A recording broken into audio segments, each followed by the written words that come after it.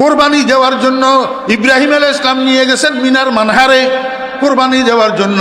ইসমাইল আলাইহিস সালামের উপর করে শোয়াই হযরত ইব্রাহিম আলাইহিস সালাম যখন ইসমাইল আলাইহিস সালামের গর্দানের উপরে ছুরি চালাবে, এই সময়ের মধ্যে ইসমাইল 7 বৎসরের শিশু, 7 বৎসরের বালক, 7 বৎসর বয়স।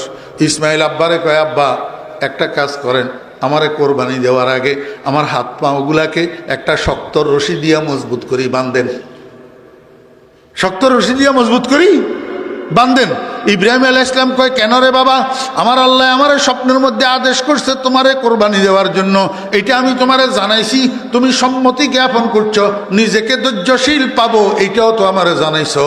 হাত পাও রশি দিয়া বাঁধতে হয়, জোর করি কেউ রে কতল করলে, কেউ রে জোর করি জবাই করলে। আমি তো আব্বা তোমারে জোর করি জবাই করতেছি না, আমি তো তোমারে আল্লাহ পাকের হুকুম পালনের জন্য, আল্লাহ পাকের সন্তুষ্টি অর্জনের জন্য তোমারে আমি আল্লাহর রাস্তায় কোরবানি দিতেছি। হাত পাও বাঁধতে হবে কেন? ইসমাইল ইসলাম কয়, আব্বা বিষয়টা সেটা নয়। কয়, কি বিষয়? কয়, আমিও তো মানুষ, আপনি যখন আমার গর্দানের উপরে ছুরি চালাইবেন আমি একটু ব্যথা পাবো, ব্যথা পাইতে গেলে ব্যথার চোটে আমি একটু নড়াচড়া করব, একটু লাফালাফি সাইডা সাইডি করব। এই সাইডা সাইডি করতে যাইয়া আমার পাও যদি আপনার শরীর মোবারকের সাথে লাগে, আপনি তো আমার আব্বা, আমি তো আপনার সন্তান, আমার পাও আপনার শরীর মোবারকের সাথে লাগলে আমার বেয়াদবি হইয়া যাবে, বেয়াদবি। আর না জানি এই বেয়াদবির কারণে আল্লাহ হয়তো আমার এত বড় কোরবানিটা কবুল নাও করতে পারে। এই জন্য বলতেছি আব্বা, আমার বেয়াদবি যেন না হয়, আমার পাও যেন আপনার শরীরের সাথে না লাগে, আমার হাত পাওগুলাকে একটু বাঁধিয়ে দেন। আপনারা কিতাব দেখেন, ঐতিহাসিকেরা লিখতেছে 7 বৎসরের ইসমাইল পিতৃত্বের মর্যাদা কোথায় শিখলো?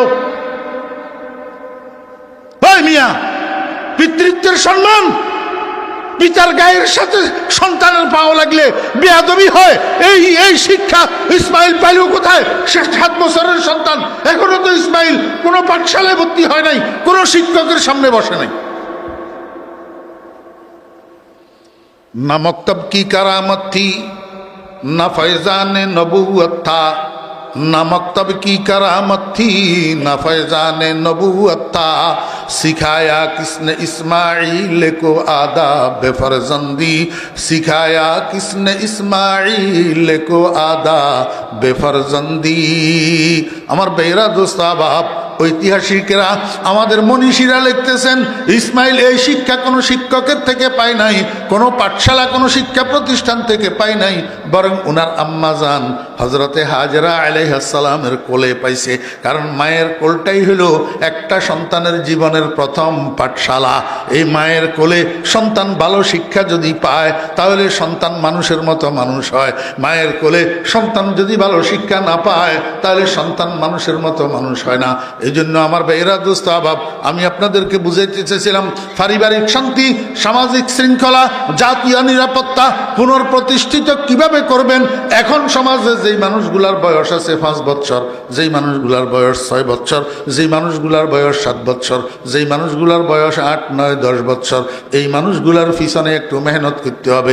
যেগুলা উপরে উঠে গেছে, যুবক যখন যৌবনে পড়ে যায়, এই যুবককে আর ঠিক করা যায় না। যুবককে ঠিক করার জন্য 5 বছর বয়স থেকে মেহনত করে আসতে হয়, তারপরে যাইয়া যুবক অরিজিনালিটির উপরে গড়ে উঠে। একটা যুবক যদি অরিজিনালিটির উপরে গড়ে উঠে তাহলে এই যুবকের দ্বারা পারিবারিক শান্তি বিঘ্নিত হবে না, এই যুবকের দ্বারায় সামাজিক শৃঙ্খলা বিঘ্নিত হবে না, এই যুবকের দ্বারা জাতীয় নিরাপত্তা বিঘ্নিত হবে না। এবার বন্ধুরা, ভাইয়েরা, মুসলমানেরা, রাস্তা 2টা আছে, একটা জেনারেল আর একটা অ্যারাবিক, একটা জেনারেল আর একটা অ্যারাবিক। আপনার সন্তানের সুসন্তান হিসাবে গড়ে তোলার জন্য আপনি কোনটাতে পরিচালিত করবেন এখন সিদ্ধান্ত নেবেন, আর কিয়ামতের ময়দানে জবাব দিবেন। কিয়ামতের ময়দানে আল্লাহ পাকের আদালতে আপনার সন্তানের জন্য যখন জাহান্নামে যাওয়ার সিদ্ধান্ত হবে, আল্লাহর আদালতে আপনার সন্তান আপনার বিরুদ্ধে মামলা করবে, ওয়াকালু রব্বানা ইন্না আতা'না সাদাতানা ওয়া কুবারানা ফাআদাল্লুনাস সাবিলা। রব্বুল আলামিন, আমি তো অনুসরণ করছিলাম আমার বড়দের, আমি তো অনুসরণ করছিলাম আমার কর্তাদের, আমার উপরে আমার আব্বা ছিল, আমার উপরে আমার বড় ভাই ছিল, ওনারা আমাকে যেই লাইনে পরিচালিত করছে, আমারে যদি আব্বাই মাদ্রাসায় ভর্তি করে প্রতিবাদ করার আমার যোগ্যতা ছিল না, আমারে যদি আব্বাই স্কুলে ভর্তি করে প্রতিবাদ করার আমার যোগ্যতা ছিল না। আমি যাই তৈয়ার হয়েছি, আব্বার পরিচালনার কারণে তৈয়ার হয়েছি। যদি আজকে আমি জাহান্নামের খোরাক হই, তাহলে আমার আব্বারে ডবল শাস্তি দেন, এইটা আমার অনুরোধ। আয় আল্লাহ, আপনার আদালত তো ন্যায়ের আদালত। রব্বানা আতিহিম যিফাইনি মিনাল আযাবি ওয়াল আনহুম লা'নান কাবীরা। আমার বেয়রা দুঃস্বভাব, মাথার গাম পায়ে ফেলি। যেই সন্তানের লালন পালন করলেন, সেই সন্তান দুনিয়াতেও তো আপনার কোনো উপকারে আসলো না। আপনি মরে গেলেন করোনায়, হসপিটালে ডাক্তারে ফোন করলো আপনার লাশ আনার জন্য, সন্তান তো গেল না আপনার লাশ আনার জন্য। আপনি সন্তানের বিয়ে শাদী করাইলেন, ছেলে মেয়ে হইল, এখন সন্তান বউ বাচ্চা লইয়া ফ্ল্যাট বাড়িতে আরামে থাকে, আর আপনারে পাঠাইল বৃদ্ধাশ্রমে। এরপরে আপনি মারা গেলেন, জানাজার নামাজ পড়তে গেল দোয়াটা ঘোড়ার ডিমাও জানে না। দুনিয়াতেও সন্তান দুই পয়সার কাজে আসলো না, আখেরাতে তো আল্লাহ পাকের আদালতে মামলা করি আপনারে জাহান্নামে ঢুকানোর ব্যবস্থা করল। আল্লাহু আকবার। আল্লাহ পাক আমাদেরকে বুঝার এবং আমল করার তৌফিক দান করেন। ও ভাইয়েরা, এখনো সময় আছে। সন্তানদেরকে মাদ্রাসায় পড়ান, সন্তানদেরকে হাক্কানি রব্বানি আলেম বানান, হাফেজে কোরআন বানান। যতগুলো সন্তান আছে পরে জজ ব্যারিস্টার বানাইয়েন, জীবনের শুরুতে একবার হাফেজে কোরআন বানান। খোদার কসম করি কইলাম, মায়ের পর্দায় সন্তান ট্যালেন্ট হয়, মা বেপর্দা চললে সন্তান ডামিসার মেধা করব।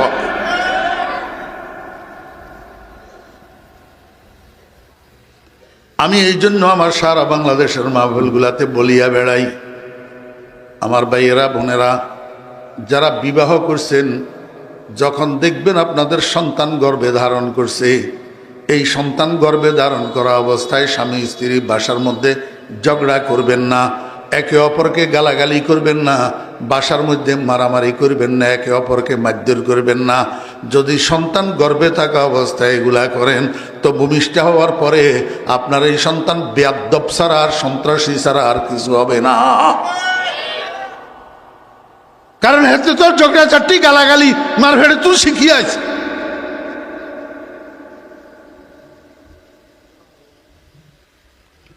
বুয়াদ পাকি জাতি নত পাকে কিরদার, বুয়াদ পাকি জাতি নত পাকে কিরদার, জেনা জাদা নাবাশুদ জুজ জেনাকার, যে মরদুম সগ যে সগ মরদুম নাজায়দ, যে গুন্দুম যাও যে যাও গুন্দুম নায়ায়দ, গোলে আমরা যে হকদার ওয়ায় না হুফতা, যে গুলজারে খলিলুল্লাহ সে গুফতা।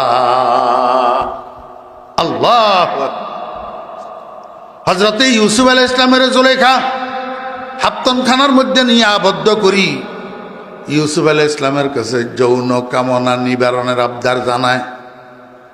নাউজুবিল্লাহি মিন যালিক। হযরতে ইউসুফ আলাইহিস সালামের কাছে জুলেখা জেনা ব্যভিচারের আবেদন করে। হযরত ইউসুফ আলাইহিস সালাম কয়, জুলেখা তুমি বুঝো নাই, তুমি আমাকে চিনতে ভুল করছো। আমার আব্বার নাম ইয়াকুব, তিনি একজন নবী। আমার দাদার নাম ইসহাক, তিনি একজন নবী। আমার পরদাদার নাম ইব্রাহিম, তিনি একজন নবী।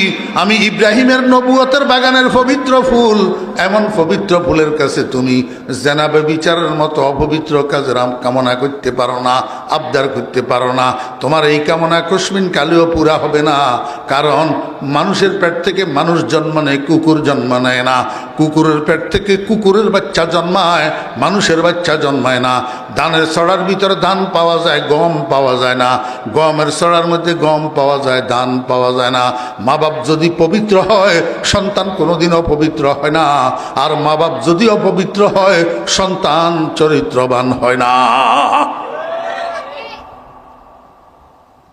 বুয়াদ পাকি জাতি নত পাকে কিরদার, জেনা জাদা নাবাশুদ জুজ জেনাকার, যে মরদুম সগ যে সগ মরদুম নাজায়দ, যে গুন্দুম যাও যে যাও গুন্দুম নায়ায়দ, গোলে আমরা যে হকদার ওয়ায় না হুফতা, যে গুলজারে খলিলুল্লাহ সে গুফতা। আব্দুল কাদের জিলানী রহমতুল্লাহ নাম শুনছেন নি আপনারা? জি।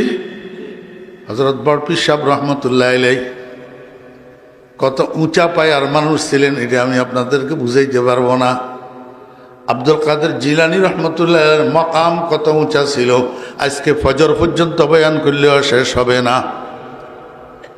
মুরিদি লা তাখাফ আল্লাহু রাব্বি আতানি রিফাতান নিলতুল মালি ওয়া কুল্লু ওয়ালিয়িন আলা কদমি ওয়া ইন্নী আলা কদমিন নবিয়্যি বদরিল কামালি দারাস্তুল ইলমা হাত্তা সিরতু কুতবান ওয়া নিলতু সা'দা মিন মাওলাল মাওয়ালি। এই কথাগুলো আব্দুল কাদের জিলানী রহমতুল্লাহ আলাইহির আমি অনুবাদ করতেছি না, শুধু পড়লাম ওলামায়ে কেরামরা যাতে বুঝে। আমার বেহরা দোস্ত আবাব, এমন কথা আব্দুল কাদের জিলানীর মুখ ছাড়া আর কারো মুখের থেকে বাইর হবে যে এমন মায়ের পোলা দুনিয়াতে জন্ম নেয় নাই। দারাস্তুল ইলমা হাত্তা সিরতু কুতবান ওয়া নিলতু সা'দা মিন মাওলাল মাওয়ালি ওয়া কুল্লু ওয়ালিয়িন আলা কদমি ওয়া ইন্নী আলা কদমিন নবিয়্যি বদরিল কামালি। আল্লাহু আকবার। আব্দুল কাদের জিলানী রহমতুল্লাহ আলাইহির বয়স যখন 6 বছর, ওনার জীবনীর মধ্যে কিতাবের মধ্যে লিখে আব্দুল কাদের জিলানী রহমতুল্লাহ আলাইহির বয়স যখন 6 বছর, ওনার আম্মা ওনাকে নিয়ে গেছে একটা হাফেজিয়া মাদ্রাসায়। হাফেজিয়া মাদ্রাসায় নিয়ে হাফেজ শাহ হুজুরের কয়, হাফেজ শাহ হুজুর, এইটা আমার ছেলে, নাম আব্দুল কাদের, বয়স 6 বছর, এখনো পর্যন্ত আমি কোনো শিক্ষা প্রতিষ্ঠানে ভর্তি করি নাই, কোনো ওস্তাদের সামনে বসাই নাই, এই জীবনের শুরুতে সর্বপ্রথম আপনার কাছে নিয়ে আসলাম। হ্যালো, ব্যাকল দিনে ফোন করতে পারছ না? দিনে কোথায় তো বয়ানের মাঝখানে কেন ফোন করো? একবার ফোন রিসিভ করি নাই, এরপরে আবারও করছি।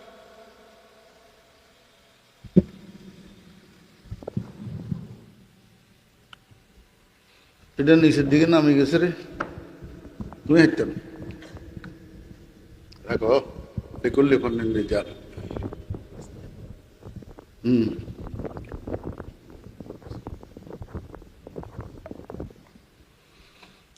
বন্ধ করে দি।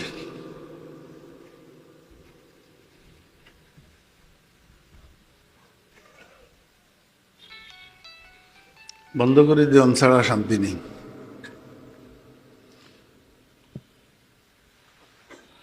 আপনারা কোন যে হুজুর এত গরম হইল, জ্বালাই কইলা কই এত করতে না, কেন হেসাবাই কেন অত করতে পারি না? এগুনের লাই কোনো টাইম বুঝে না, টেবিল বুঝে না, নামাজের টাইম বুঝে না, শোয়ার টাইম বুঝে না।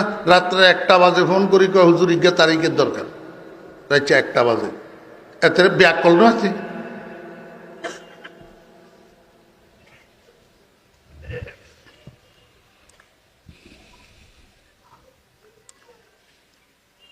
মনে আছে না ভুলে গেছেন? হয় না, ইয়ে মনে আছে।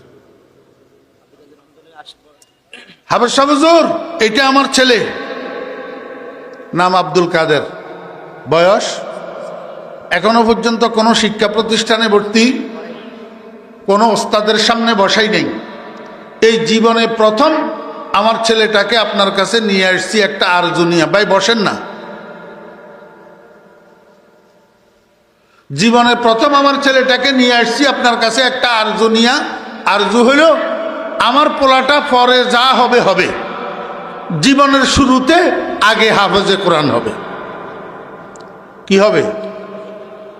আপনার করতে হুত নাই, নাতি নাই, আপনারা মুসলমান নু, এই আরজু আপনার গো কাছে, আপনার গো বর্গ কাছে আইয়ে নাকা।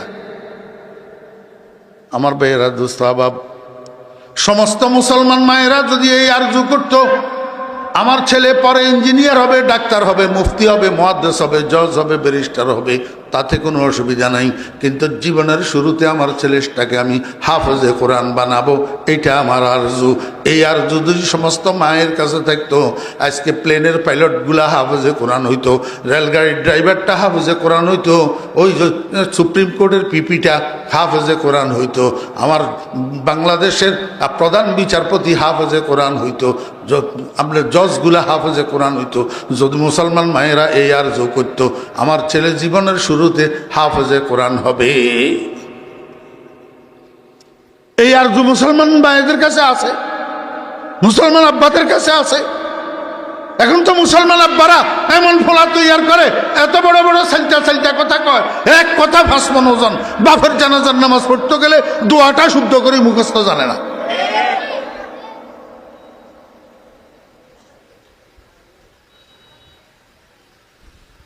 বাপজিয়ার জানাজা উঠতে গেছে, হিয়ায় হিয়ার বাপেরে ঠকাইছে। বাপজিয়ার জানাজা উঠতে গেছে, হিয়ায় হিয়ার বাপেরে ঠকাইছে। দোয়া সারা জানাজার নামাজ হরি চলিয়ে আছে। অন হেবেড়া মরছে, হেবেড়ার উঠে হেবেড়ারে ঠকার দোয়া সারা জানাজার নামাজ হরি চলিয়ে গেছে। এই ঠকঠকা চলতে আছে, চলতে আছে ঠকঠকা। দুনিয়ার বান্দ্রামি বিজ্ঞান শিখাইতো আরে হলারে, দুনিয়ার বান্দ্রামি বিজ্ঞান শিখতো আরে হলায়। বিতিরের নামাজের দোয়ায় কোন উদ্দেশ্য শুদ্ধ করি মুখস্থ করতে হারে না। মুসলমানের হোলা, মুসলমান নামের কলঙ্ক।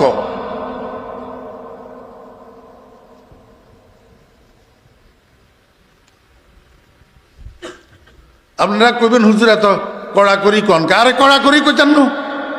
ক্যান্সার ইঞ্জিন ধরলে এটা মলম লাগাইলে ক্যান্সার ভালো হইতো না, কাড়ি হালাই দিন লাগবে, নইলে ক্যান্সার সারা শরীরে ছড়াই যাবো। এখন তো ক্যান্সার হিন্দুয়ানি প্রথা, ইহুদি খ্রিস্টানের প্রথা, ইহুদি খ্রিস্টানের সংস্কৃতি, হিন্দুয়ানি সংস্কৃতি মুসলমান সমাজে ক্যান্সারের মতো প্রসারিত হচ্ছে। মুসলমানের হোলারা মুসলমানই কি জিনিস বুঝে না, দুর্গা পূজা বুঝে।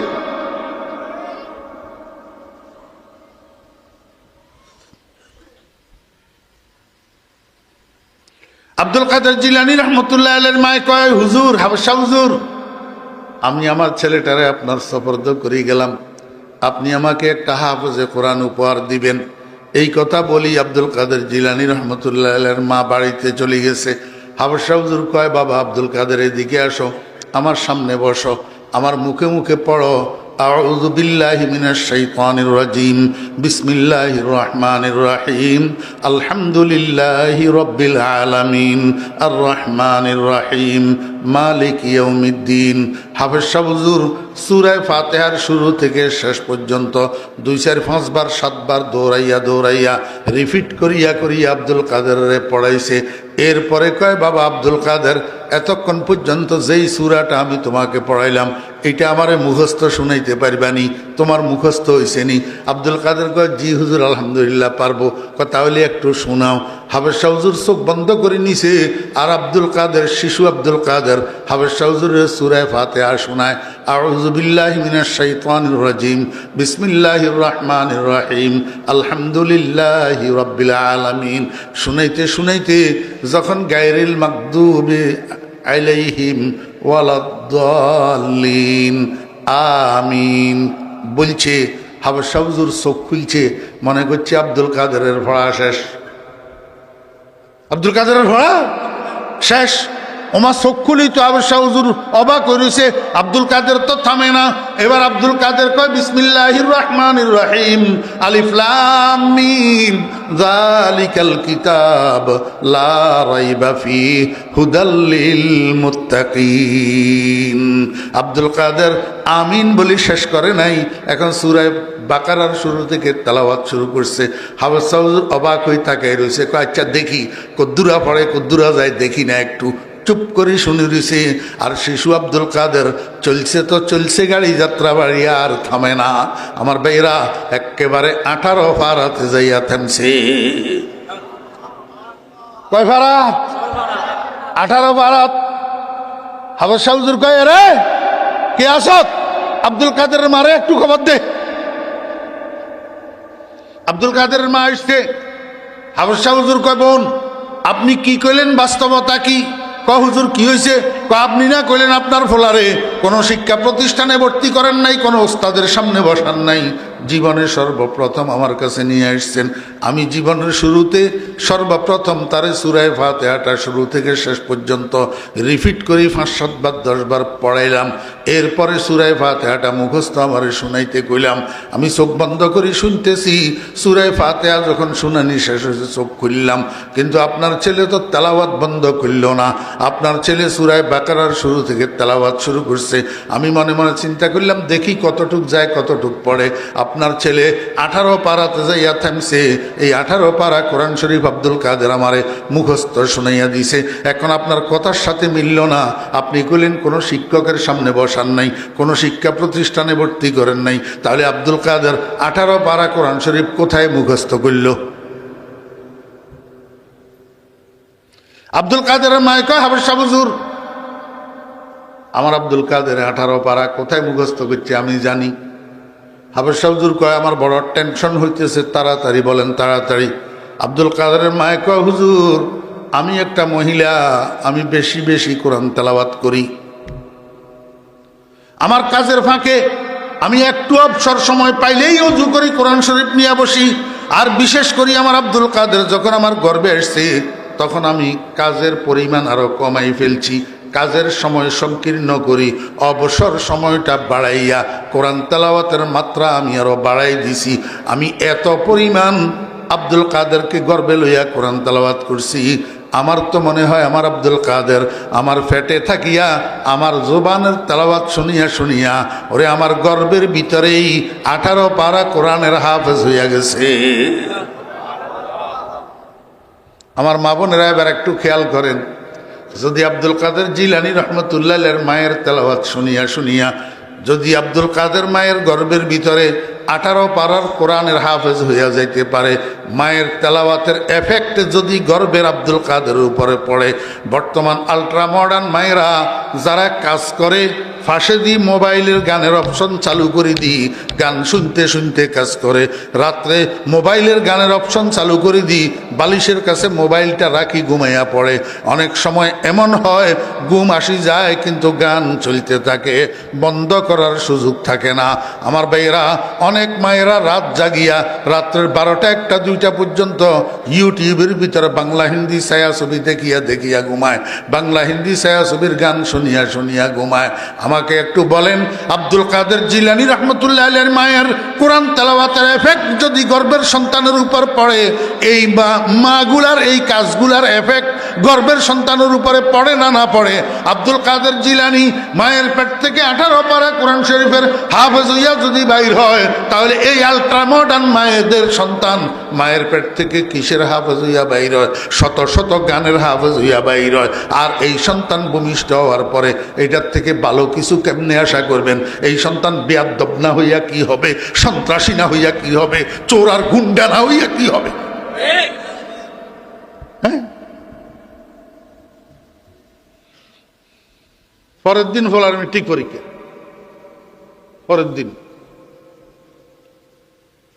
পরের দিন ফলার আগের রাত্রে সন্ধ্যার সময় ড্রয়িং রুমে ফোলা টেলিভিশনের সামনে বসছে, যে আর উঠে না, বসে বসে টেলিভিশন স্যার। মায়ায় কয় বাবা রে, রেজিস্ট্রেশন করলি, ফর্ম ফিল আপ করলি, পরীক্ষার ফিস দিলি, এতগুলা টাকা খরচ করার পরে এখন যে তুই লেখাপড়া করস না, তুই পরীক্ষা দিবি কেমনে? তুই তো পাস করবি না, ফেল করবি, যা কিছুক্ষণ লেখাপড়া কর। কিন্তু ফলায় কথা শুনে না, টেলিভিশনের সামনে থেকে উঠে না। রাত্রে যখন 10টা বাজছে, এইবার মায়ে কয় যে বাবা এখন আর পড়ার দরকার নেই, যা উঠি 4টা খাইয়া ঘুমা, ফজরের সময় মোল্লায় আজান দিলি তখন ঘুম থেকে উঠি কিছু লেখাপড়া করিস, তাহলে অন্তত কিছু লিখতে পারবি, পাশের নম্বরটা আনা যাবে। তাও ফোলা উঠে না। এখন বিরক্ত ওই মাই কি করছে, রুমের সুইচ বোর্ডের কাছে গেছে, সুইচ বোর্ডের কাছে যাইয়া 2টা সুইচ অফ করছে। একটা হলো টেলিভিশনের সাথে বিদ্যুতের সংযোগের সুইচ, যেটা এটা দিছে বন্ধ করি, আর একটা হলো ড্রয়িং রুমের লাইটটা বন্ধ করে দিয়েছে, যাতে ড্রয়িং রুমটা অন্ধকার হইয়া যায়, ফোলা যেন উঠে চলে যায়। আমার ভাইয়েরা, উল্টা হইছে কাজ। মা যখন ড্রয়িং রুমের লাইট বন্ধ করে দিছে, এই ফোলা কুলাঙ্গার মায়ের দিকে তাকাইয়া কয়, দিও না কো বাসর ঘরের বাতি নিভাইয়া।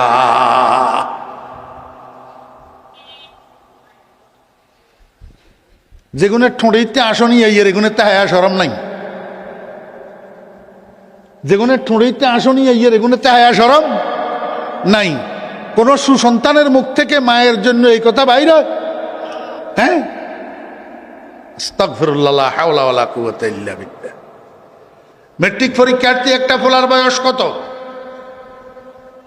হয় না,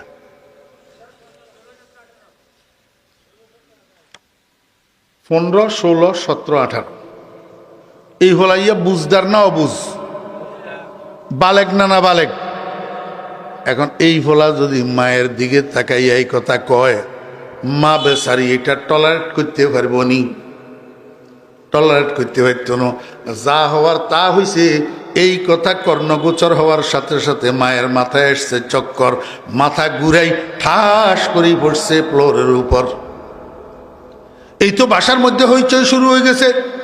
কেউ বাটিতে করি পানি লইয়া দৌড়ার, মুখের উপরে পানির ঝাপটাদের, আরেকজনে সরিষার তেল আনি পায়ের তালুতে হাতের তালুতে সরিষার তেল মালিশ করে, আরেকজনে 4 কাপের মধ্যে সরিষার তেল আর পানি মিক্স করে গুলি মাথার মধ্যে মালিশ করে। কারণটা কি? বেহুশ হয়ে গেছে। তো কি হয়ে গেছে? বেহুশ হয়ে গেছে। আমার বেয়েরা দোস্ত বাপ, আমি রুমের থেকে বাইর হইলাম, ওই ছেলে এইটার ইমিডিয়েট ছোট বোন একটা আছে, এটারে জিজ্ঞেস করলাম কিরে বাসার মধ্যে কি হয়েছে? মানে আমার এক আঙ্কেল ভাইয়ার যে আগামীকাল মেট্রিক পরীক্ষা, ভাইয়া তো পড়তে বসে না, শুধু টেলিভিশনের সামনে বসে থাকে। মা বারবার তাকে বলে কিন্তু মায়ের কথা শুনে না। রাত্রে যখন 10টা বাজে মা উঠে যেতে বলছে খানা খাওয়ার জন্য, তাও উঠে না। এবার ড্রয়িং রুমের লাইট অফ করে দিয়েছে মা যখন ড্রয়িং রুমের লাইট অফ করছে, ভাইয়া মায়ের দিকে তাকাইয়া কয় দিও না কোবা স্বর্গের বাতি নিবাইয়া। এই কথা শোনার সাথে সাথে মা মাথা চক্কর দিয়া ফ্লোরের উপরে পড়ে গেছে, বেহুশ হয়ে গেছে। আমি আস্তে আস্তে সেদিকে আগাইলাম। ইত্যবসরে মহিলা এটার হোঁস আসছে, চোখ খুলছে, আমারে সামনে দেখি কয় ভাইয়া দেখলেন নি ফলায় আমারে কি কইল? আরে আজকের কথা না মিয়া, অনেক বছর আগের কথা। যখন টাচ মোবাইল আবিষ্কার হয় নাই, ডিভিডির যুগ, ভিসিআরের যুগ যেটা ছিল, আমরা ফোলারা বাজারের মধ্যে ভিডিও দোকান দিত। এখন তো ভিডিও দোকান নাই, এখন তো ভিডিও মোবাইলে ঢুকে গেছে পকেটে, আর ভিডিও দোকান লাগে না। তখন ফোলারা ভিডিও দোকান দিয়া ভিডিওর ব্যবসা করতো। ডিভিডি সেট যুগ, এত বড় বড় সিনেমার ক্যাসেট, বাংলা সিনেমার, হিন্দি সিনেমার ক্যাসেট ডিভিডি মেশিনের ভিতরে ঢুকাইয়া, এই ডিভিডি মেশিনের কানেকশন টেলিভিশনের লগে লাগাইলে টেলিভিশনের মধ্যে পূর্ণ দৈর্ঘ্য ছায়াছবি 3 ঘন্টা পর্যন্ত দেখায়। এগুলা চাইতো মানুষে ঘরে ঘরে, এগুলা মা কয় না লাগে যে আপনারা কিছু দেখেন না লাগে, খালি বিজ্ঞান আয় দেখছি লাগে। হ্যাঁ,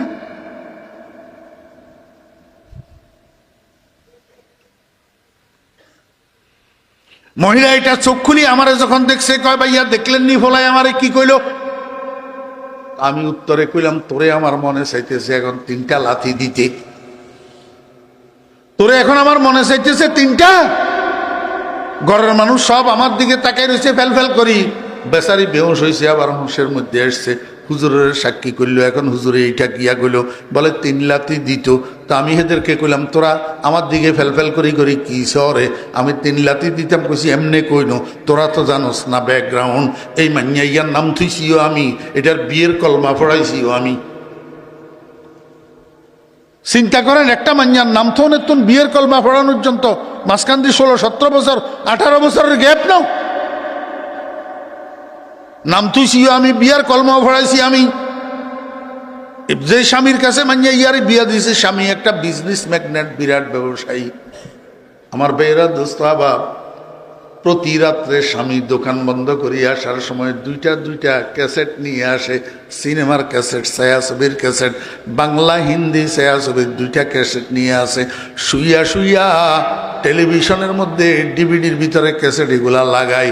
পূর্ণ দৈর্ঘ্য 2টা ছায়াছবি দেখা ছাড়া এই স্বামী স্ত্রী দম্পতি এক রাত্রেও ঘুমায় না, এক রাত্রেও ঘুমায় না। তখন আমি মেয়েটারে বলছিলাম, এই সাবধান হইয়া যা, তোর ফেটে কিন্তু সন্তান, তোর ফেটে যেভাবে শুরু করছো তোরা স্বামী স্ত্রী, প্রতি রাত্রে এইভাবে 1টা 2টা 3টা ছায়াছবি দেখা ছাড়া তোদের চোখে ঘুম আসে না। ফেটে কিন্তু সন্তান, সন্তানের কথা কেন খেয়াল করস না? সন্তান গর্ভে থাকা অবস্থায় মায়ে যেই কাজ বেশি করে, যেই কথা বেশি বলে, যেই কথা বেশি শুনে, যেইখানা বেশি খায়, এটার একটা এফেক্ট গর্ভের সন্তানের উপর পড়ে। সন্তান যখন ভূমিষ্ঠ হবে, বড় হবে, তখন তুই পস্তাইবি, আমি তোরে বললাম। আমার কথা তখন শুনে নাই। আজকে যখন সন্তানে মুখের উপর বলে দিছে দিও না কো বাসর ঘরের বাতি নিবাইয়া, তখন এবার আমারে কয় ভাইয়া দেখলেন নি ফলে আমারে কি কইল? তখন আমি বলছিলাম না তোরে আমি, ও মাইয়া তোরে বলছিলাম না আমি, তোর ফ্যাটের ভিতরের সন্তান। এই শত গান, হাজার গান এই পোলা তোর ফ্যাটের থেকে মুখস্থ করে দুনিয়ার বাইর হইছে। এমন পোলার থেকে তুই এর চেয়ে ভালো আর কি আশা করস? এর চেয়ে ভালো আর কি আশা করস তুই? তোর তো আমি সাবধান করছিলাম। এই জন্য পর্দার আড়ালের মা বোনেরা যারা বয়ান শুনতেছেন, আমি আপনাদেরকে অনুরোধ করব, সন্তান গর্ভে থাকা অবস্থায় বেপরদা চলবেন না। সন্তান গর্ভে থাকা অবস্থায় বাসার ভিতরে স্বামী স্ত্রী ঝগড়া করবেন না। সন্তান গর্ভে থাকা অবস্থায় স্বামী স্ত্রী একজন আরেকজনকে গালাগালি করবেন না, মারামারি করবেন না। আল্লাহু আকবার। যদি এগুলা করেন তাহলে আপনার সন্তান ভালো সন্তান হবে না, সুসন্তান হবে না, কুসন্তান তৈরি হবে, কুসন্তান। এরপরে সন্তান ভূমিষ্ঠ হওয়ার পর মায়ের দায়িত্ব শুরু হয় প্রথম দিন থেকে। প্রথম দিন থেকে বাপের দায়িত্ব শুরু হয় না, মায়ের দায়িত্ব কি হয়? শুরু হয়। আমার ভাইরা দুস্তাবাব, সন্তান ভূমিষ্ঠ হওয়ার পরে যেই কোলগুলাতে পড়ে, কোলগুলা 1 নম্বর মায়ের কোল, 2 নম্বর দাদির কোল, 3 নম্বর ফুফুর কোল, 4 নম্বর খালার কোল, যে বাপের কোল, চাচার কোল, মামার কোল, ভাইয়ের কোল, যেই কোলগুলাতে পড়ে এই কোলেরও একটা এফেক্ট আছে। মনোযোগ আছেন? কোলেরও একটা কি আছে? কালান নবী সাল্লাল্লাহু আলাইহি ওয়াসাল্লাম, কুল্লু মাউলুদিন ইউলাদু আলাল ফিতরাত ফাআবাওয়াহু ইউহাব্বিদানিহি আও ইউনাসসিরানিহি আও ইউমাজ্জিসানিহি। ওরে পেপার মিলের থেকে কাগজ বাইর হয়ে যে সাদা বাইর হয়, কি বাইর হয়? সাদা বাইর হয়। পরে যার যেই কালারের দরকার প্রিন্টার মেশিনের মধ্যে দিয়া কালার করি নে, যার লালের দরকার লাল, হলুদের দরকার হলুদ, সবুজের দরকার সবুজ। কিন্তু পেপার মিলের থেকে কোনো কাগজ লাল সবুজ হলুদ বাইর হয় না। ঠিক তদ্রূপ যেই মায়ের পেটের থেকেই বাইর হোক না কেন, নবজাত শিশু মুসলমান হইয়া বাইর হয়, হিন্দু হইয়া, কাফের হইয়া, ইহুদি হইয়া, বুদ্ধ হইয়া কোনো সন্তান বাইর হয় না, সব মুসলমান হইয়া বাইর হয়। কি বাইর হয়? মুসলমান হইয়া। আল্লাহ হাবিব জনাব রাসূলুল্লাহ সাল্লাল্লাহু আলাইহি ওয়াসাল্লাম ইরশাদ করেন, যেই কোলে সন্তান পড়ে, যেই কোলে সন্তান উঠে, যেই কোলের সন্তানকে ধারণ করে, এই কোলের ভিতরে থাকা অবস্থায় সন্তানের কানে দিয়ে কি ঢুকে, এইটা হইল দেখার বিষয়। সন্তানের কানে যদি ঢুকে লা ইলাহা ইল্লাল্লাহ, এই আওয়াজ এটা সন্তানের কানে দিয়ে ঢুকি দিলের উপরে এফেক্ট করে, সেখান থেকে সন্তানের দিলের ভিতরে ঈমান সংক্রমিত হয়। আর সন্তানের কানে দিয়ে ভূমিষ্ঠ হওয়ার পরে যদি শুনে গড, হরে রাম, রাম কৃষ্ণ, তো এগুলা সন্তানের কানে দিয়ে ঢুকি কলবের উপরে এফেক্ট করে। এইখান থেকে সন্তানের কলবের ভিতরে কুফর আর শিরিক সংক্রমিত হয়। আমার কথা নমিয়া, আমার বেয়েরা দুস্তাবাব, এরপরে সন্তান লালন পালন হইতে হইতে হইতে হইতে দেখেন 12 মাস, 14 মাস, 15 মাস যখন বয়স হয়, আস্তে আস্তে হামাগুড়ি দিয়া দিয়া সন্তান একটু একটু আগে বাড়তে পারে। ছোট্ট একটা হালকা বিস্কিট 2 হাত 2 আঙ্গুল দিয়া এভাবে ধরতে পারে, এরকম ক্ষমতা এখন বাচ্চার মধ্যে এসছে। এমতো অবস্থায় সন্তানে কি করে? পেশাব করি নিজের পেশাবগুলাকে নিজের হাতে ধরে, পায়খানা করি নিজের পায়খানাগুলাকে নিজের হাতে ধরে, এমনকি পেশাব পায়খানা একসাথে কসলাইয়া মিক্স করি গালের ভিতরে দিয়া দে। এই সময় মায়ের ডিউটি কি? মা দৌড়াইয়া আসি, বাচ্চার হাত ধরে, ছি ছি ছি বাবা, এটা খায় না, এটা খায় না। মা বাথরুমে নিয়া, নইলে ঘরের বাইরে নিয়া বাচ্চার হাতেরে ভালো করে সাবান দিয়ে ধুইয়া দে। ঠিক না বেঠিক? আমার ভাইয়েরা, দোস্ত আবাব, এই যে বাচ্চারে পায়খানা প্রস্রাব মিক্স করা, এই জিনিসটা মুখে দিতে দিল না মা। কেন দিল না? বাচ্চারে বুঝায়, ও বাচ্চা, এটা তোমার জন্য খাদ্য না, এটা তোমার কুখাদ্য, এটা তোমার জন্য খাদ্য না, এটা তোমার অখাদ্য, এটা খায় না। যদিও এটা বুঝার বয়স বাচ্চার তখন হয় নাই, কিন্তু মাঝে তাকে অখাদ্য খাওয়ার থেকে বারণ করলো, এইটারও একটা এফেক্ট আছে।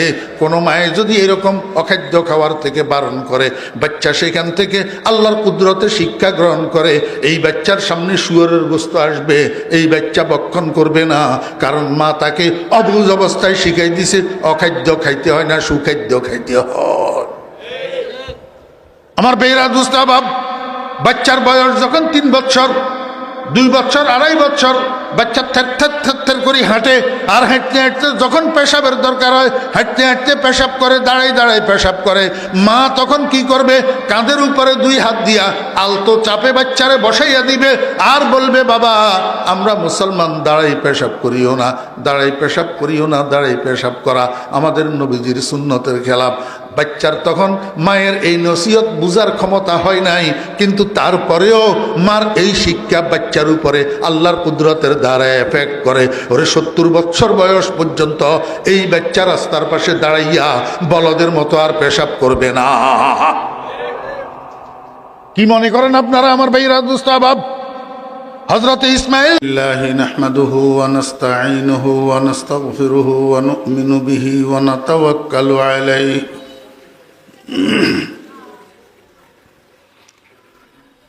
ওয়া নাউযু বিল্লাহি মিন শুরুরি আনফুসিনা ওয়া মিন সাইয়্যাতি আ'মালিনা।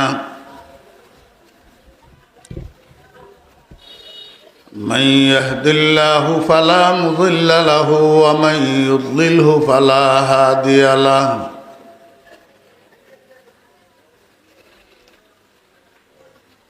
ونشهد أن لا إله إلا الله وحده لا شريك له.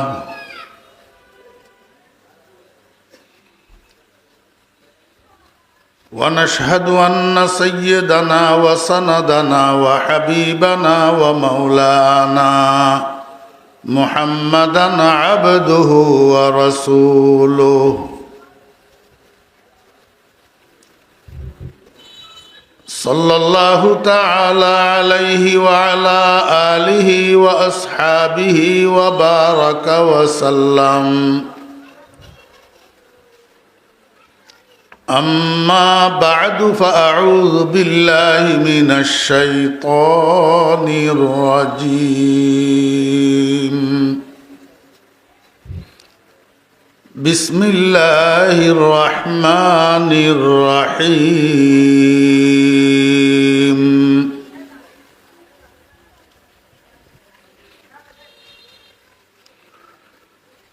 وقالوا ربنا إنا أطعنا سادتنا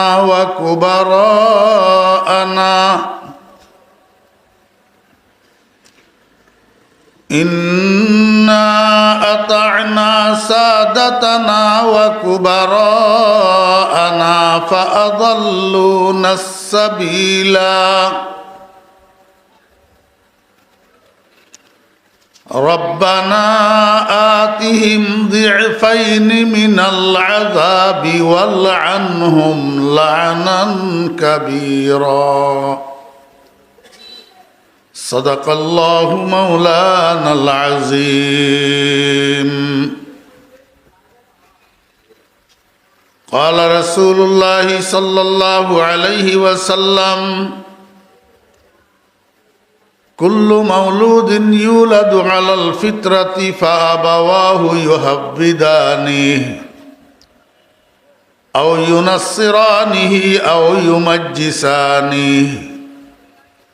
وصدق رسوله النبي الأمي الكريم.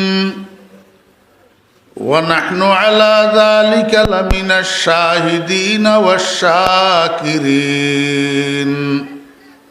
ربنا تقبل منا إنك أنت السميع العليم.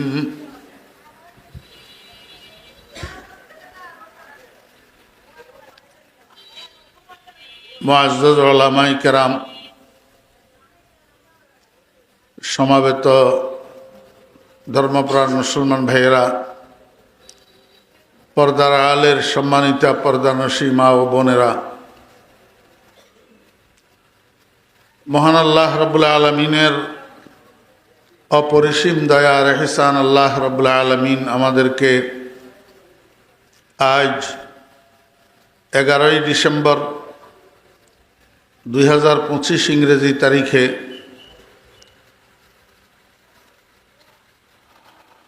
নোয়াখালী বেগমগঞ্জ থানার অন্তর্গত চৌমুহনী হাজিপুর আদর্শ জনকল্যাণ ফাউন্ডেশনের উদ্যোগে আয়োজিত 3 দিনব্যাপী এই মহতী তাফসিরুল কোরআন মাহফিলের আজ মধ্যবর্তী দিবসে আমাদেরকে অংশগ্রহণ করার তৌফিক দিয়েছেন। এই জন্য আমরা সবাই মহান রব্বুল আলামিনের শুকর আদায় করি, আলহামদুলিল্লাহ।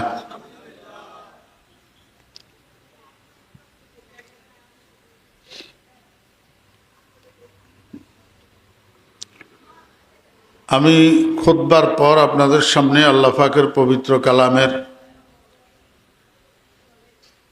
ছোট্ট একখানা আয়াতে কারিমা তিলাওয়াত করেছি এবং সেই সাথে আমাদের সকলের প্রিয় নবী শফিউল মুজনবিন রহমতুল্লিল আলমিন জনাবে মুহাম্মদুর রসুল্লাহ সাল্লাল্লাহু আলাইহি ওয়াসাল্লামের ছোট্ট একখানা হাদিস শরীফ পাঠ করেছি। আমি অল্প সময় আপনাদের সামনে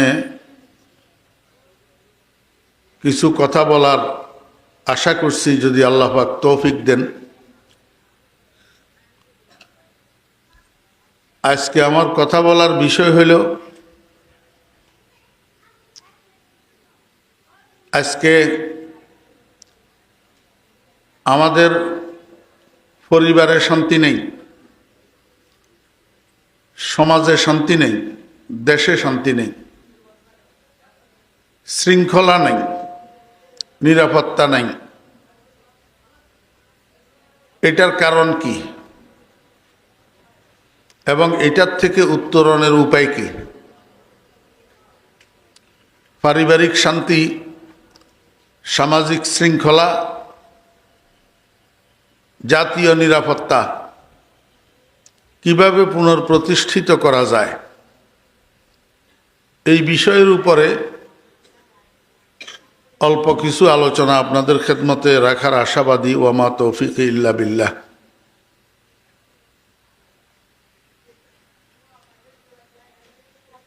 সমাজে, দেশে যেই মানুষগুলা বসবাস করে, এই মানুষগুলা তিন বয়সের মানুষ। একটা বয়স হলো বাল্যকাল, আর একটা বয়স হলো যৌবনকাল, আর একটা বয়স হলো বৃদ্ধকাল।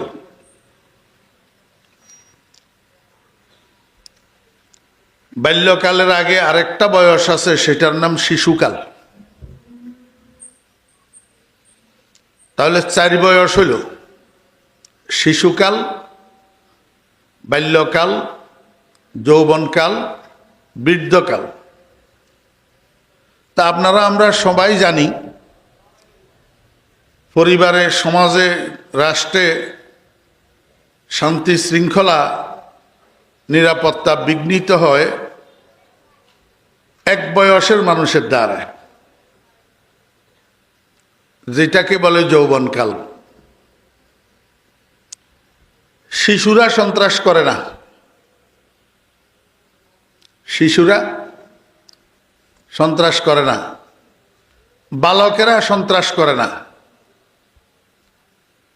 বৃদ্ধরা সন্ত্রাস করে না, সন্ত্রাস করে যৌবনকালের মানুষেরা। তাহলে এই সন্ত্রাস, এই ক্রাইম, অপরাধ, অনৈতিক কাজ, চুরি, ডাকাতি, হানাহানি, রাহাজানি, খুনখারাবি, লুটতরাজ, নারী ধর্ষণ, নারী নির্যাতন সহ যত অন্যায় অপরাধ আছে, এই অন্যায় অপরাধগুলা রোধ করার জন্য যুবকদেরকে ঠিক করতে হবে। কাদেরকে ঠিক করতে হবে? যুবকদেরকে। এখন যুবকদেরকে ঠিক করার ফর্মুলা কি? আপনাদের মনোযোগ আসেনি? খেয়াল করি শুনেন। মানুষ কম হইলে কোনো অসুবিধা নেই, আপনাদের তো অসুবিধা নেই, আপনারা শুনবেন না। শুধু মানুষ কম হইলে যে বলে তার কাছে হয়তো খারাপ লাগে, তার বয়ান আসে না। কিন্তু আলহামদুলিল্লাহ, আল্লাহ শুকর, আপনাদের দোয়ায় 50,000 মানুষের সামনে আমার যেই বয়ান, 50 জন মানুষের সামনে আমার সেই বয়ান, কোনো বেশ কম নেই। কারণ এইখানে একটা মানুষ যদি হেদায়েত পায়, আর 50,000 মানুষের সেখানে যদি একজন মানুষের হেদায়েত না পায়, তাহলে ওই মাহফিল থেকে এই মাহফিলটা ভালো। এই জন্য মনোযোগ সহকারে শোনেন। সমাজ ঠিক করার জন্য, রাষ্ট্র ঠিক করার জন্য যুবক ঠিক করতে হবে। কারণ শিশুরা, বালকেরা অন্যায় করে না, বৃদ্ধরা অন্যায় করে না, অন্যায় করে যুবকে। ঠিক না? ঠিক কোন? হ্যাঁ, আপনারা তো কথাই কন না। অন্যায় করে কনে? যুবকে। যাতেরা এখন বৃদ্ধ হয়ে গেছে, এতেরাও সকল বিদ্যা ছাড়িয়ে এবার ধর্মে দিলাম মন আমার রসের বৃন্দাবন। যখন যুবক আসিল এতরকম মধ্যেও কেউ কেউ এরকম অন্যায় করছে। এখন বয়সের বারে হাঁটুর বল যখন কমে গেছে, এখন আর পারে না। আমি নিজেই হাঁটতেছি না, হাঁটতেই তো পারি না, হাঁটুর লাই অন্যায় কর্ম করতে গা। এই জন্য সমাজ ঠিক করতে হলে যুবক ঠিক করতে হবে। তো যুবক কেমনে ঠিক করবেন? একটা কথা সবসময় মনে রাখতে হবে, যুবক যখন যুবক হয় তখন তাকে ঠিক করা যায় না। বুঝে নাও, যুবক যখন যুবক হয় তখন তাকে ঠিক করা যায় না। যুবককে ঠিক করতে হবে শিশুকাল থেকে, বাল্যকাল থেকে। শিশুকাল থেকে, বাল্যকাল থেকে একটা শিশুকে, একটা বালককে যখন আপনি সঠিক তরিকায় গড়ে তুলবেন তখন যুবক ঠিক হবে। একটা একটা একটা একটা করতে করতে পুরা যুব শ্রেণীটা ঠিক হবে। এই যুব শ্রেণীটা ঠিক হয়ে গেলে বাস সমাজ ঠিক। বুঝছেন না? বুঝেন না? জি, আপনারা আমারে একটু উত্তর দেন। এখানে দুই একজন যারা আব্বা আছেন বিবাহিত, আপনারা কনে কনে চান আমার ছেলেটা চোরক, আমার ছেলেটা ডাকাইত হোক, আমার ছেলেটা মদদি হোক, আমার ছেলেটা জুয়ারি হোক, আমি বাসে বাসে পকেট মারি, আমার ছেলেটা আমার মতো পকেট মারি হোক। এটা কনে কনে চান? হ্যাঁ, কেউ চায়নি? আর যাতে মদের ভিতরে ডুবি থাকে, হেতেরেও যদি আপনি জিজ্ঞাসা করেন যে ভাই তুই তো মদ খাও বালা করি, তোমার ফলা গো তোমার মতো এরকম মদ দিও কি কত বাস্তাক ফেরুল্লাহ, দরকার নাই, আয় হইছি আর ফলা মদ দিন হোক। হ্যাঁ, হাতে হারাদিন বাসে বাসে পকেট মারে। হাতেরে যদি আপনি জিজ্ঞাসা করেন যে তুই এত বড় একটা বালা কাম করো, মানুষের পকেট মারো, তো তোমার ফলা গো তোমার মতো পকেট মারি হোক, তুই কি কো? হাতে কব তো বা নাউজুবিল্লাহ, আমার দরকার নেই, আর পকেট মার নক। কি কন? ঠিক এরকম কেউ চায় না কারো ছেলে চোর হোক, কারো ছেলে ডাকাইত হোক, কারো ছেলে সন্ত্রাসী হোক, কারো ছেলে হাইজেকার হোক। চায় না তো কেউ, কিন্তু নি। হ্যাঁ, সমাজে চোর আছে না নাই? ডাকাইত আছে নি? সন্ত্রাসী আছে নি? হাইজেকার আছে নি? তো চায় না তো কোনো বাপে আমার হোলা চোরক, কিন্তু কন্তুন। তো বোঝা যায় কেউ না কেউ হোলা নষ্ট করে, কেউ না কেউ হোলা কি করে? নষ্ট করে। এখন আপনি যদি সামাজিক শান্তি প্রতিষ্ঠা করতে চান, জাতীয় নিরাপত্তা প্রতিষ্ঠা করতে চান, যদি সামাজিক শৃঙ্খলা প্রতিষ্ঠা করতে চান, তাহলে এতের করে ঠিক করতে হইব, এতের করে চিহ্নিত করতে হইব যারা হোলা নষ্ট করার কারিগর। বুঝাইতে পারি না? বুঝবেন কতজন? মনোযোগ না থাকলে কড়ার মতো বুঝতেন না। আগে চিনতে হইব সন্তান নষ্ট করার কারিগর কারা। সন্তান নষ্ট করার কারিগর 4 জন। কয়জন? 4 জন। 1 নম্বর হইল মা। 1 নম্বর মা। এখন মাইকের আওয়াজে আমার মা বোনেরা বাসা বাড়ি থেকে বয়ান শুনলে এবার আমার উপরে মনে কষ্ট নিব, কব হুজুরে এইটা কিয়া কইল?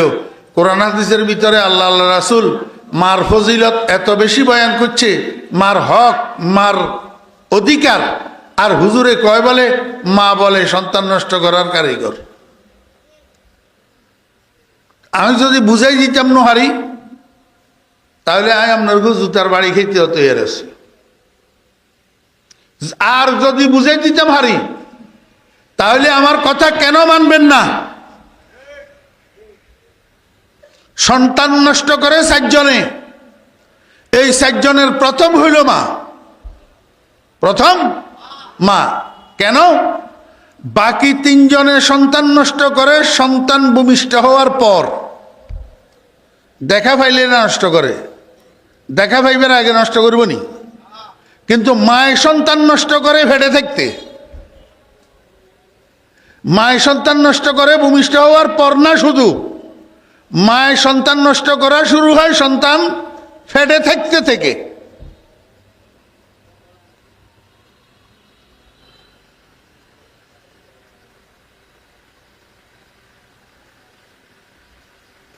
দোস্ত কিছে তোমার, কি সমস্যা?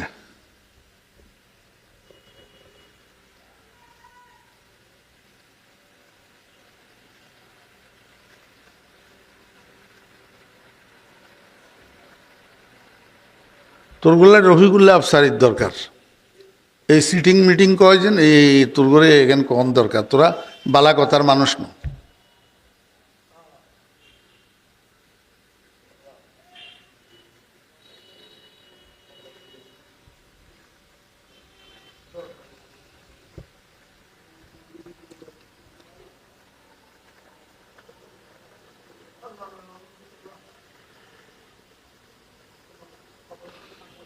আমি অমনোযোগী মানুষ দেখলে আমার মুখের তুনার কথা বার হয় না।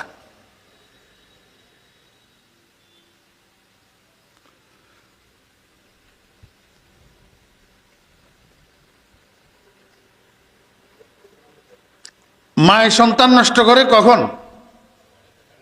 ফেটে থাকতে। কেমনে নষ্ট করে? সন্তান গর্ভে লইয়া মা যেই কাজ বেশি করে, যেই কথা বেশি বলে, যেই খানা বেশি খায়, এটার একটা এফেক্ট গর্ভের সন্তানের উপর পড়ে। সন্তান গর্ভে লইয়া মা যদি মিষ্টি বেশি খায়, তো ভূমিষ্ঠ হওয়ার পরে জীবদ্দশায় সন্তান এটা মিষ্টি প্রিয় হয়। সন্তান গর্ভে লইয়া মা যদি জাল বেশি খায়, তো ভূমিষ্ঠ হওয়ার পরে জীবদ্দশায় সন্তান এটা জাল প্রিয় হয়। একটা হোটেলের একটা টেবিলের 2 পাশে 2টা চেয়ার, 2 চেয়ারের মধ্যে কাস্টমার 2 জন যাইয়া বইছে। একজনে মেসিয়ারের ডাকি কইল, মেসিয়ার ভাই আমারে 2টা পরোটা দেন, আর বেশি করে শিরা দিয়ে একটা মিষ্টি দেন। তার অর্থ এই ভদ্রলোক মিষ্টির শিরার ভিতরে সুবাই সুবাই পরোটা দনোগা খাইব। আরেকজনে মেসিয়ারের অর্ডার দিল, মেসিয়ার ভাই আমারে 2টা পরোটা দেন, আর বেশি করে কাঁচা মরিচ দিয়ে একটা ডিম মামলেট দিত কোন। তাহলে এই 2টা অর্ডারের থেকে আপনারা কি বুঝলেন?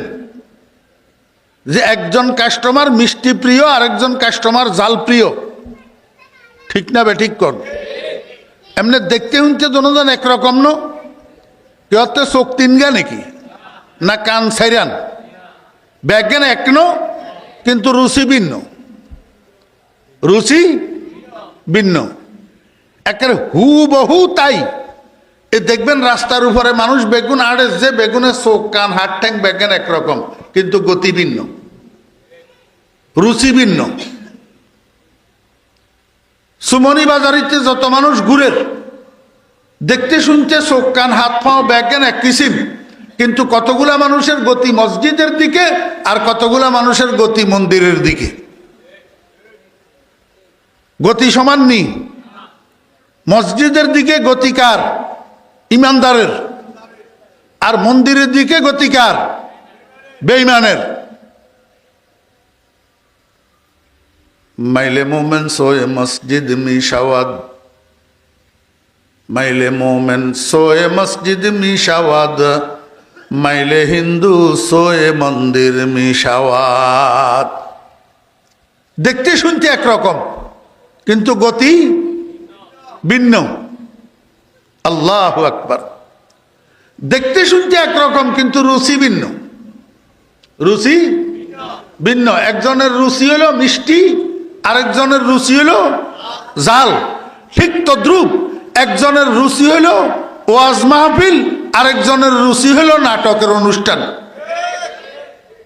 রুচি বাসের ভিতরে উঠছে, প্যাসেঞ্জার একজনে কয় সুপারভাইজার সাহেব একটা গানের ক্যাসেট লাগান, আরেকজনে কয় এই সুপারভাইজার খবরদার, এই গাড়ির মধ্যে কোনো গান বাজতে পারবে না, যদি থাকে ওয়াজের ক্যাসেট লাগা। আরেকজনে কয় এই সুপারভাইজার এখানে কোনো ওয়াজ কোনো গান কিচ্ছু চলবে না, আমরা ঘুমামো, কোনো ক্যাসেট লাগাইও না। রুচি একরকম না ভিন্ন? আল্লাহু আকবার। কেউ রাত্রে 3টা পর্যন্ত মোবাইল টিভি ইউটিউব চালাই, ফ্রি ফায়ার খেলি, ফেসবুক চালাই, রাত্রে 3টা বাজে ঘুম যার। আর কেউ রাত্রে 3টা বাজে ঘুমে তুন উঠি ঠান্ডা পানি দিয়ে অজু করি তাহাজ্জুদের মুসল্লায় দাঁড়ার। বেশ কম আছে না নাই? রুচি বেশ কম, গতি বেশ কম। আল্লাহু আকবার। সিফাতে নফসামা শাহওয়াতে গুজিদন, সিফাতে দিলহামাতাত বেকারদান। একজনের রুচি হলো আল্লাহর সমস্ত নাফরমানির মধ্যে ডুবি থাকা, আরেকজনের রুচি হলো আল্লাহর সমস্ত বন্দেগীর ভিতরে ডুবি থাকা। রুচি বেশ কম আছে না নাই?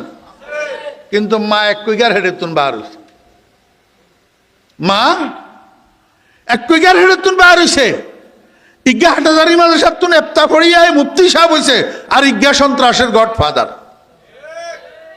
হেড এক কুইগার তুন বার হইছে। গতি বেশ কম, রুচি বেশ কম।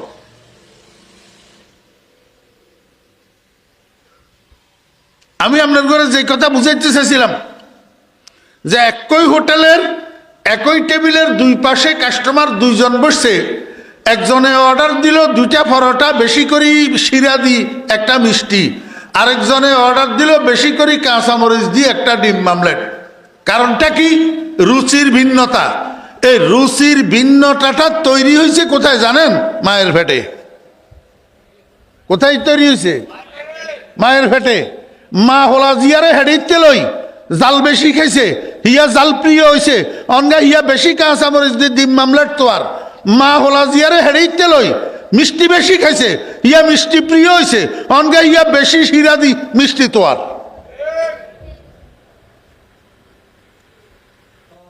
কথারে মনে রাখেন, মনে রাখলে ওয়াজ কামে লাগে, মনে না রাখলে ওয়াজ কামে লাগে না। মা সন্তান গর্বে লই যেই কাজ বেশি করে, যেইখানা বেশি খায়, যেই কথা বেশি কয়, যেই কথা বেশি শুনে, এটার একটা এফেক্ট গর্বের সন্তানের উপর পড়ে। আমার বেহরা দোস্ত আহবাব, এই জন্য সন্তান গর্বে লইয়া যেই মা পর্দায় চলে, লজ্জার সাথে লাজুকতার সাথে চলে, এই সন্তানটা মায়ের পেট থেকে মেধাবী হইয়া বাইর হয়, ট্যালেন্ট হইয়া বাইর হয়। যেই মা সন্তান গর্বে লইয়া বেনিটি ব্যাগ কান্দে ঝুলাইয়া চুমনি বাজারে বাজারে আর কাপড়ের দোকানে দোকানে ড্যাং ড্যাং করে, এই সন্তান মায়ের পেট থেকে বাইর হইতে মেধাখর বোকার দামি শুইয়া বাইর। আরে আমার কথা না, কিতাবে আমি কি মার গর্বে তুমি শিখিয়ে আইসিনি, কিতাবে আছে তো। আচ্ছা কিতাব লাগতো না আপনারা আরে কন, এখানে মুরব্বীও আছেন তো, আর আমি নিজেও তো বুড়ো হয়ে গেছি, আমি কি অঙ্গা হলানি। মুরব্বীরা কেনা কনছেন আমরা মা দাদিও গল এগুন কত শিক্ষিত আছিল, হ্যাঁ আমরা মা দাদিও গল খুব বেশি শিক্ষিত আছিল নি? না, আগের যুগের মহিলারা এত বেশি শিক্ষিত ছিল না। অনেক মা দাদি তো টাকাও চিনত না, নোটও চিনত না। আমার মারও এই অবস্থা আছে, নোট চিনত না। আমি আমার মাতুন এই কত 100 টাকার নোট লই যাই খাই এলাইছি 20 টাকা কই কই। নোট চিনত না।